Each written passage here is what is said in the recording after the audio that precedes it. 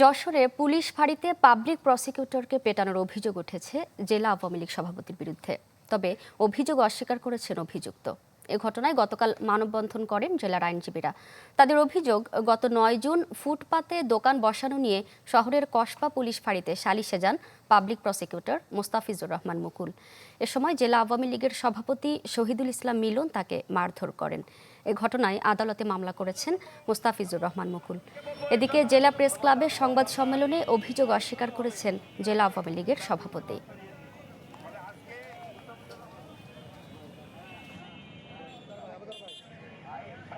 ফুটপাতের নেতৃবৃন্দ একটা অভিযোগ করে আইসির কাছে অভিযোগ করলে পরবর্তীকালে আইসির ওখানে আমাকে ডাকেছে মীমাংসা করার জন্য।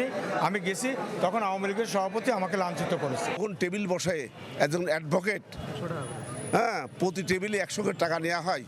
সেখানে নতুন একটা টেবিল বসছে, তার ভাগের কম পড়ে যাবে, এই কারণে তাকে নিয়ে যে ফাঁড়িতে মারা হয়েছে। আজকের আমাদের একজন আইনজীবীকে শারীরিক লাঞ্ছনা এবং হত্যা চেষ্টার প্রতিবাদে আমরা যে মানববন্ধন করেছি এবং আমরা যে মামলা করছি তার সুষ্ঠু বিচার আমরা দাবি করছি।